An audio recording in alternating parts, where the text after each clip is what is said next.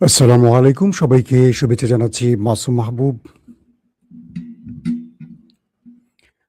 প্রিয় দর্শক, দেখছেন নবীন দাস ইউটিউব চ্যানেল এবং মাসুম মাহবুব ফেসবুক পেজ। আপনাদের জন্য আজকে সকালে অনেকগুলো ব্রেকিং খবর আছে। প্রথম যে শিরোনামটি ব্রেকিং খবরের সেটি হলো, যেকোনো সময় ইরানে আমেরিকা ইসরায়েল আক্রমণ করতে যাচ্ছে, চূড়ান্ত সিদ্ধান্ত চলে এসছে। দ্বিতীয় গুরুত্বপূর্ণ খবর, ইরানকে ভয়াবহ আক্রমণের জন্য মূল পরিকল্পনা করছে নেতাকাকুর দেশটি। সেখানে মার্কিন সেনাবাহিনীর না।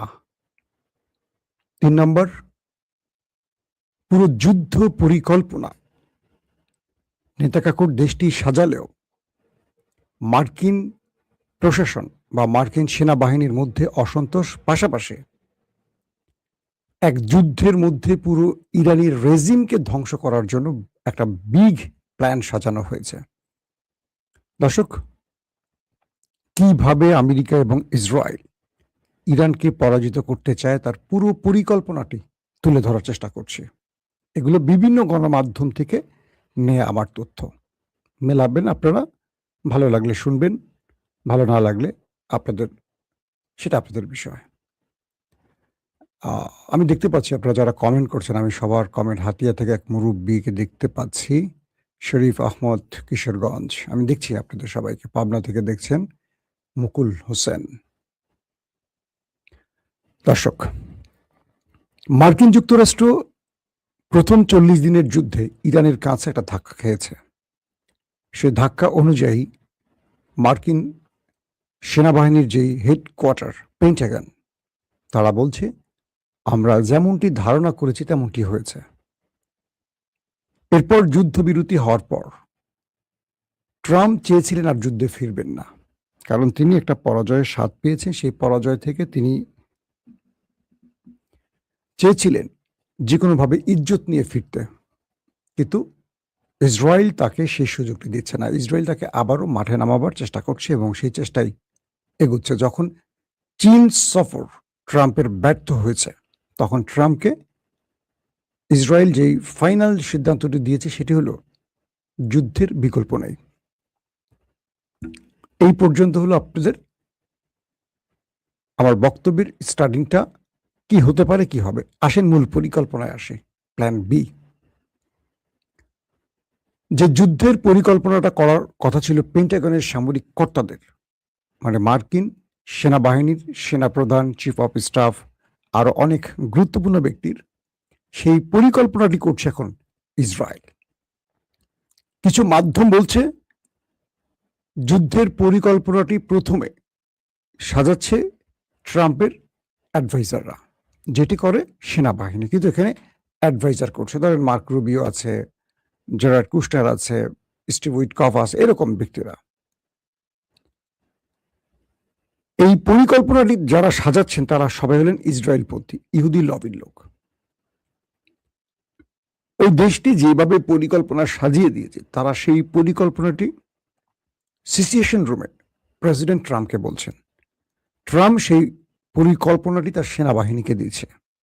সেনাবাহিনী বলছে, মিস্টার প্রেসিডেন্ট, এই কাজটি তো আমাদের করার কথা। ট্রাম্প বলছে, আমি যেভাবে বলি সেভাবে করতে হবে। কি সেই পরিকল্পনা? পরিকল্পনা নাম্বার 1, আমেরিকা এবং ইসরায়েল একসাথে ইরানে ম্যাসিভ আকারে, ভয়াবহ আকারে হামলা করবে এবং ইরানের গুরুত্বপূর্ণ সকল স্ট্রাকচার একদিনই তারা ধ্বংস করার চেষ্টা করবে। এত ম্যাসিভ আকারে তারা আক্রমণ করবে, ইরান তার প্রতিরক্ষা ব্যবস্থা দিয়ে যা মোকাবেলা করতে পারবে না, এমনকি ইরান পাল্টা আঘাত করার শক্তিটুকু হারিয়ে ফেলবে। এই আক্রমণগুলো ইরানের আইআরজিসি, সেনাবাহিনী, বিমান বাহিনী, নৌবাহিনীর যত গুরুত্বপূর্ণ দফতর, সদর দফতর বা তাদের যতগুলো ফ্যাসিলিটিস আছে, প্রত্যেকটাকে টার্গেট করবে। পুরো আকাশ মার্কিন যুদ্ধ বিমানে ভরে যাবে, ইসরায়েলের যুদ্ধ বিমানে ভরে যাবে এবং তাদের মিত্রদের যুদ্ধ বিমানে ভরে যাবে। সিরিজ অ্যাটাক চলবে, সঙ্গে মিসাইল অ্যাটাক চলবে এবং সঙ্গে ড্রোন অ্যাটাক চলবে। ইরান পাল্টা আঘাত দেওয়ার আগে নিজেকে রক্ষা ব্যস্ত হয়ে পড়বে। এরই মধ্যে ইরানে নেমে পড়বে কমান্ডো বাহিনী, মানে মার্কিন কমান্ডো বাহিনী। এই কমান্ডো বাহিনীতে থাকবে আমেরিকা, সঙ্গে ইসরায়েল, প্রয়োজনে অনেক দেশের গোপন সদস্যরা। সেটা ইসরায়েল আমেরিকার নামই তারা প্রবেশ করবে, হতে পারে আরব আমিরাতের কেউ। প্রত্যেকেরই মাস্ক পরা থাকবে। এরা ইরানের ভেতরে ঢুকে ইরানের নিউক্লিয়ার প্রজেক্টগুলোকে ধ্বংস করবে, ম্যানুয়ালি ধ্বংস করবে, এবং যে ইউরেনিয়াম আছে সেটাকে চুরি করার চেষ্টা করবে, মানে সেটাকে ইরানের কাছ থেকে কেড়ে নেবার চেষ্টা করবে। এই যখন চলবে তখন ইরান কি করবে? গালফ কান্ট্রি এবং ইসরায়েলকে টার্গেট করে হিট করবে। এই সময়টির মধ্যে আমেরিকা ইরানের জনগণকে বলবে, আমরা তোমাদের দেশে ঢুকে পড়েছি, তোমরা এবার মাঠে নামো। অর্থাৎ রেজিম চেঞ্জের জন্য তোমরা এবার প্রোটেস্ট করো, বিক্ষোভ করো, আন্দোলন শুরু করো। একযোগে পুরো ইরান যেমন আক্রান্ত হবে, যখন কমান্ডো বাহিনী নামবে তখন আক্রমণ থামবে, কিন্তু কমান্ডো বাহিনী অপারেশন শুরু করবে। এই সময়টিতে পুরো ইরানের ভেতরে সরকার বিরোধী আন্দোলন সৃষ্টি করবে, আন্দোলন হবে, এবং যত ইরানে থাকা সিআই বা মোসাদের এজেন্টরা আছে তারা গুপ্ত হত্যা পেতে উঠবে। তো এভাবে পুরো ইরানের মধ্যে একটি বড় রকম ম্যাচাকার করে তারা এই রেজিম যেমন পরিবর্তন করবে, তেমনি ইরানের ইউরেনিয়াম নিয়ে চলে যাবে। এটি আপাতত বড় কিছু গণমাধ্যম এবং তাদের বিভিন্ন সোর্স থেকে পরিকল্পনা বির প্রথম অংশ। দ্বিতীয় অংশ হলো, যদি এই লড়াইতে মার্কিন এবং ইসরায়েলি সেনারা ইরানের হাতে ধরা পড়ে, প্রাণ হারায়, আটক হয়, তাহলে তাদের অপারেশনের প্ল্যান দ্বিতীয়টা, মানে অন্য প্ল্যান সাজানো আছে। ইরান বলছে যে তোমাদের সেনারা এই দেশে, আমাদের দেশে আসবে জীবিত, ফিরবে কফিনে, আসবে পায়ে হেঁটে, ফিরবে স্ট্রেচারে, অর্থাৎ নিজের পায়ে হেঁটে যেতে পারবে না। এখন প্রশ্ন হলো, আমেরিকা এই যুদ্ধের একটা প্রথম সূচনা করেছিল ইস্পাহান অভিযানে। ইস্পাহান অভিযানটি আমরা জানি যে একজন পাইলটকে উদ্ধারে আমেরিকা এসেছিল, কিন্তু আসলে তা না। ইস্পাহানের এমন জায়গায় এই অভিযানটি করা হয় যেখানে খুব কাছাকাছি অঞ্চলে ইরানের ইউরেনিয়াম লুকানো আছে বলে আমেরিকার ধারণা, এবং যতগুলো এয়ারক্রাফট, ড্রোন, রিফুয়েলিং ট্যাঙ্কার এবং হেলিকপ্টার, অ্যাটাকিং হেলিকপ্টার প্রবেশ করেছে, এটা একটা অপারেশনাল টিম, এটি একজন পাইলটের উদ্ধারের জন্য না। কিন্তু ইরান ইস্পাহান অভিযানে আমেরিকাকে পুরোপুরি পরাজিত করে ফেলে, এবং আমেরিকা সেখানে প্রায় 1 ডজনের উপর এয়ারক্রাফট হারায়, প্রচুর সেনা হারায়। সেগুলো নিয়ে ইরান এআই মুভিও বানিয়েছে, আপনারা দেখেছেন হয়তো অনেকে। এই পরিস্থিতির মধ্যে যে কাজটি ইসরায়েল করবে, তারা আমেরিকার সাথে পরিকল্পনা করে এই লড়াইটা শুরু করলেও তারা যখন দেখবে যে ইরান এই খেলাতে হেরে যাচ্ছে, তখন তারা ইরানের মধ্যে গুরুত্বপূর্ণ স্ট্রাকচারগুলো ধ্বংস করে দেবে, সেকেন্ড পজিশনে হিট করবে। হয়তোবা আমেরিকা বলবে এটা আমরা করিনি, এটা অমুকে করেছে, তমুকে করেছে, মানে আমেরিকা হয়তো এটা করবে না আমেরিকার লক্ষ্য পূরণ হয়ে গেলে। এটা হলো তাদের একটা পরিকল্পনা। এখন প্রশ্ন করতে পারেন, এই পরিকল্পনা আমি জানি, ইরান জানে না? ইরান জানে। ইরান জানে, পৃথিবীর বড় বড় গণমাধ্যম জানে, ইন্টেলিজেন্স জানে অনেকে, হয়তো বা আজকে আমার মাধ্যমে আরো 200 ইউটিউবাররাও এই কথাগুলো ছড়াবে, অনেক টেলিভিশন ও নিউজগুলো নেবে, জানবেন। বিষয়টা জানাজানির নয়। বিষয়টা কি, ইরান এটার জন্য প্রস্তুত কতটুকু? ইরান বলছে যে আমাদের ফাইটাররা প্রস্তুত। ইরান আক্রান্ত হলে ইরান প্রথম হুমকি দিয়েছে আমরা নিউক্লিয়ার বানাবো। আমার ধারণা ইরান এই কাজটি করে ফেলেছে। বলবেন, অনেকে আমাকে বলেন যে ভাই এটা তো বলেন সবসময়, ইরান যদি নিজে না বলে যে আমরা বানিয়ে ফেলেছি, আমি কি বলবো বানিয়ে ফেলছে? কিন্তু ইরানের বক্তব্য, সিমটম, ইরানের সাহস, ইরানের অ্যাটাকিং মুড, আমেরিকাকে পাল্টা জবাব, সবগুলো ডট কানেক্ট করলে যেটি মনে হয় যে ইরান ওই নিউক্লিয়ারের কাজটি সেরে ফেলছে, আর এই জন্যই আমেরিকা পাগলা হয়ে গেছে, ইসরায়েল পাগলা হয়ে গেছে। Number one. Number two, Iran বড় মাত্রায় তার ভয়ঙ্কর মিসাইলগুলো দিয়ে দখলদার দেশটিকে টার্গেট করবে। অর্থাৎ ইরান যে পজিশনে আছে, আক্রান্ত হবে। ইরান তো ধরেন তেহরান থেকে বসে আক্রমণ করবে না, বা একটা নির্দিষ্ট অঞ্চল থেকে আক্রমণ করবে না, সেনা সদর দপ্তর থেকে আক্রমণ করে না। ইরানের আক্রমণের লঞ্চারগুলো, মিসাইল লঞ্চারগুলো, ড্রোন, মোবাইল লঞ্চারগুলো প্রত্যেকটা পাহাড়ি গোপন গোপন স্থানে লুকানো আছে। অর্থাৎ ইরানে এত পার্বত্য অঞ্চল আছে, পাহাড়ি অঞ্চল আছে, এত মরুভূমি অঞ্চল আছে, যেখানে মাটির নিচে বাংকারের মতো করে রাখা হয়েছে। এগুলো আক্রমণের সময় জাস্ট উপর থেকে মাটির প্লেট সরে যায়, আক্রমণ করে, সেটা আবার বন্ধ হয়ে যায়। স্যাটেলাইট ইমেজ সেটাকে নিখুঁতভাবে ধরতে পারে না। আবার মোবাইল লঞ্চারগুলো এক জায়গা থেকে এক জায়গায় একটা আক্রমণ করছে, 50 কিলোমিটার দূরে গিয়ে আবার আক্রমণ করছে, আবার 150 কিলোমিটার দূরে গিয়ে আবার আক্রমণ করছে। অর্থাৎ বিশাল আয়তনের ইরানের এমন এমন জায়গা আছে যেখান থেকে উপর থেকে সঠিক স্থানগুলো নির্ণয় করতে পারে না আমেরিকা এবং ইসরায়েলের স্যাটেলাইট প্রতিষ্ঠানগুলো।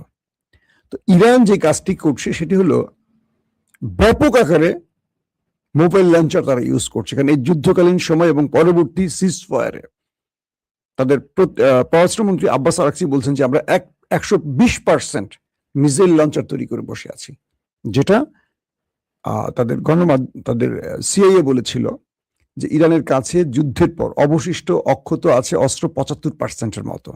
ট্রাম্প বলছিল 15-20%, সিআইএ বলছে 75%। ইরানের আব্বাস আরাকচি বলছেন যে না, 100% না, আমাদের 120% আছে। মানে আমরা তোমাদের কল্পনার চেয়ে বেশি তৈরি করে রেখেছি যুদ্ধের পরে, কারণ আমরা জানি এই কাজটি তোমরা করবা। যদি তাই হয়, যুদ্ধে তো অনেকে অনেক অতিরঞ্জিত কথা বলেন, যদি তাই হয়, তো ইরান বলছে যদি ইরান আক্রান্ত হয়, কারণ এই তথ্য তো ইরানের কাছেও আছে, ইরান একযোগে এত ম্যাসিভ আকারে গালফ কান্ট্রি এবং ইসরায়েলের প্রতিক্রিয়া দেখাবে যে এই প্রতিক্রিয়া শুধু ইরান না, ইসরায়েলটাও ডট ডট ডট হয়ে যেতে পারে। অর্থাৎ ইরান দখলদারদের ডিমোনা নিউক্লিয়ার প্ল্যান্ট যেখানে, পাওয়ার প্ল্যান্ট যেখানে, তেল রিফুয়েলিং যেখানে, পানি শোধনাগার যেখানে, তাদের যে গুরুত্বপূর্ণ সামরিক স্থাপনা যেখানে, প্রত্যেকটিকে টার্গেট করে একটি নয় একাধিক মিসাইল আপলোড করে রেখেছে, নেভিগেশন অন করে দিয়েছে, জাস্ট সুইচ টিপ দেবে। তো ইরান বলছে যে তোমরা আমাকে আক্রমণ করো, তোমার আক্রমণের মধ্যেই অটোমেটিক আমার আক্রমণ তোমার দেশকে আক্রমণ করবে। অর্থাৎ তুমি আমাকে ধ্বংস করতে চাও, করো, তুমি নিজেও হবে, আমি তোমাকে ছাড় দেব না। মানে আমি তোমাকে এই যাত্রা ছাড় দেব না। আমেরিকা ইসরায়েলের দ্বিতীয় ধাপটি হলো তারা এই এটাকে খার্ক-দ্বীপ, যেটা ইরানের তেলের বাণিজ্যিক নগরী বলা হয়, খার্ক-দ্বীপটাকে পুরো ছাপা করে ফেলবে অ্যাটাক করে। তারপর হরমুজ প্রণালীকে কন্ট্রোল যেখান থেকে করা হয় সেটাকে ব্যাপক অ্যাটাক করবে। অর্থাৎ এই পজিশনগুলো অ্যাটাক করে ইরানের প্রথম সারির তো মোটামুটি কমান্ডাররা শেষ, দ্বিতীয়, তৃতীয়, চতুর্থ সারিকে শেষ করবে। এটা হলো তাদের টার্গেট। ইরান কি করছে, পুরো অ্যাটাকিং পজিশনটাকে সাজানো হয়েছে ফোর্থ লেয়ারকে দিয়ে।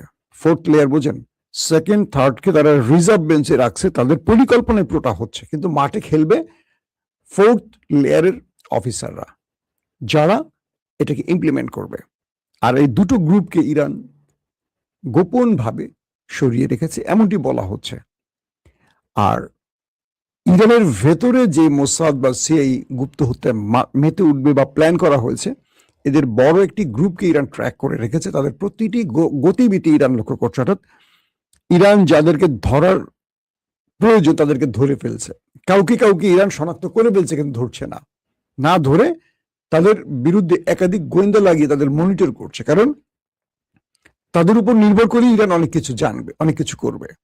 ধরেন যে লোকটি ইরানের ভেতরে মোসাদের হয়ে কাজ করছে, তাকে ধরছে, তার স্বীকারোক্তি অনুযায়ী আরো 5 জনের নাম ঠিকানা বের করে রাখছে। তো এদেরকে ইরান মনিটর করছে, কখন কোথায় যাচ্ছে, কি করছে। তো বলা হচ্ছে যে ওই সময়টিতে এদেরকে ইরান কাপ করে ধরে ফেলবে এবং এদের মাধ্যমে বড় নেটওয়ার্কটাকে ইরান খেয়ে দেবে। তো সবকিছু মিলে যুদ্ধ পরিস্থিতিটা এমন একটি পর্যায়ে গেছে, মার্কিন গণমাধ্যম নিউ ইয়র্ক টাইমস বলছে যে কোনো সময় এটি বড় মাত্রায় অ্যাটাক হবে। তবে এখানে যে বিষয়টি এখন আমেরিকার জন্য টেনশনের কারণ হয়েছে সেটি হলো ইসরায়েলের পরিকল্পনায় আমেরিকা যুদ্ধ করবে না, আমেরিকার পরিকল্পনায় ইসরায়েল যুদ্ধ করবে। পেন্টাগন আর প্রেসিডেন্ট ট্রাম্পের মধ্যে একটা বিরোধ লেগে গেছে, যে কারণে সেনা প্রধানকে কিন্তু বরখাস্ত করা হয়েছে জানেন, বা তিনি সরে গেছেন।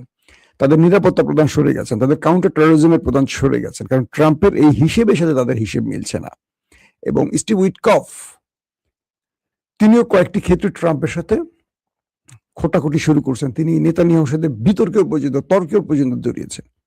তার মানে পেন্টাগন বলছে, মিস্টার প্রেসিডেন্ট, এটা আমাদের জন্য আরো বড় ক্রাইসিস আসবে, কারণ ইরানে ঢোকার পর আমাদের কমান্ডো বাহিনী বা আমাদের ফাইটাররা কজন ফিরে আসতে পারে সেটা নিয়ে আমরা দুশ্চিন্তায় আছি। কিন্তু ইসরায়েল নাছোড়বান্দা, তারা আমেরিকাকে দিয়ে যুদ্ধটা করাবেই। এবং আমেরিকা ট্রাম্প অ্যাবস্টিন ফাইল বলি বা গোপন কোনো ভিডিও বলি, গোপন কিছু আছে যেটা ইসরায়েলের হাতে, যেটার কারণে ইসরায়েল তাকে এখন পুতুলের মতো খেলছে।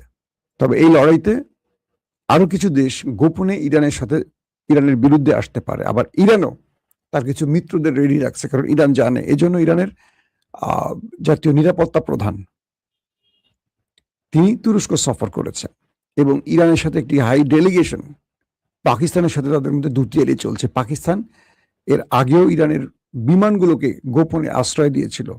তো বলা হচ্ছে যে পাকিস্তান ইরানকে একটা ভালো সহযোগিতা করছে, যেটা পাকিস্তান প্রকাশ্যে আসবে না, কারণ পাকিস্তান মধ্যস্থতাকারী হিসেবে আমেরিকা ইরানের সাথে কাজ করছে। এবং সৌদি আরবকে ইরান যে বার্তাগুলো দিয়েছে, সৌদি আরব তার রিপিট যে বার্তাটি দিয়েছে সেটি হলো তারা এই যুদ্ধে আমেরিকা ইসরায়েলের পক্ষে নামবে না, এবং তারা ইরানকে ধ্বংসের পক্ষে নয়। তো সবকিছু মিলে পরিস্থিতি যা বলছে খুব ভয়াবহ দিকে যাচ্ছে, এবং এই লড়াইটা পুরো পৃথিবীকে এক অন্ধকার সময়ের দিকে নিতে পারে। এখন আমেরিকা শেষ পর্যন্ত নেতা কাকুর বুদ্ধিতে আরো ধ্বংসের দিকে যাবে, নাকি তারা একটা শান্তির দিকে যাবে, এই বিষয়গুলো হয়তো আমরা আগামী কয়েকদিনের মধ্যে বুঝতে পারবো। তার মানে 40 দিন পর একটা বড় যুদ্ধের ফ্রেম তৈরি হচ্ছে মধ্যপ্রাচ্যে। প্রত্যেকে ভালো থাকবেন। আল্লাহ হাফেজ।